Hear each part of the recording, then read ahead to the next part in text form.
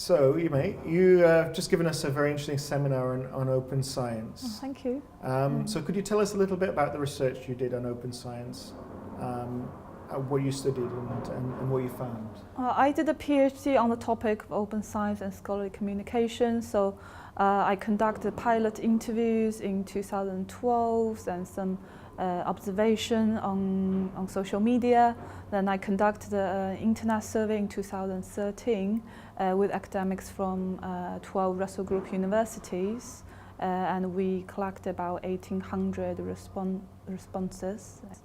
And what aspects of open science did you focus on in your survey? Okay, so there were about 3 aspects of open science I looked at. So open access to publications, including gold open access and green open access. So gold open access is if you publish in open access journals, so probably academics have to pay a fee to publish in open access journals. Then green open access, meaning you deposit your research articles in open access repositories. Yeah. Then we also looked at open access to research data for reuse and also using social media to communicate research. Yeah. So 3 aspects of open science. And what were your findings? What were the main findings? I found most academics have a positive attitude towards open science. So like 93% academics agreed that articles should be openly accessible online to the general public. But while in practice, there were still quite limited practice in open science. About 40% academics have published in open access journal, and just over 40% have deposited their research articles in open access repositories.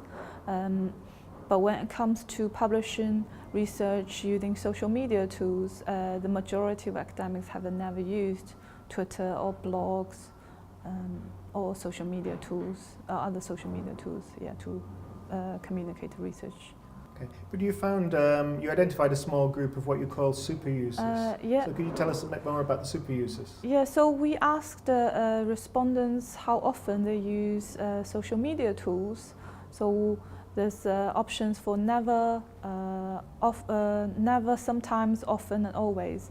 So for academics who say they often or always use social media tools, so we identify these people as super users. So there were about 80% super users in our sample. Super users were more likely to be in the humanities and social yeah, sciences. so these super users are likely to be younger, in a junior position, and more likely to be in social science and humanities. Yeah. So open science clearly is not going away. It's a huge, hugely important topic for discussion in science and in science policy. How do you think the way we do science will change over the next few years, and what will be the role of the kinds of tools that you looked at in your research? Yeah, well, open access policies, they have been in place by the major research funding councils. So I think more and more academics will be using open access publishing because it's a requirement for the next REF.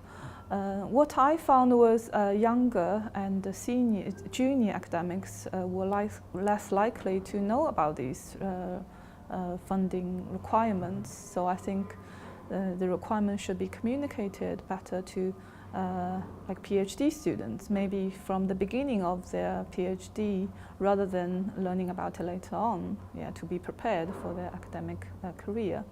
And in terms of those social media tools, there's still lack of incentives of using social medias. So the super users, they might just be academics who already like using internet new media tools. Also, also academics are more likely to be influenced by their colleagues. So for example, my friend in ecology told me somebody in their research center says, let's start a Twitter for our center. So okay, so other colleagues started to use because somebody influenced them. So I think there will be increasing numbers of academics using social media tools. Once they learn about the benefits they could get from using these tools. But I'm still kind of skeptical about there's going to be a big increase. I probably doubt about there's going to be a big increase unless there is formal incentives from research councils or Okay. universities. Yeah. Thanks very much, Yimei, for sharing your time and your research with us. Thank Right. you. Thank you, Kieran.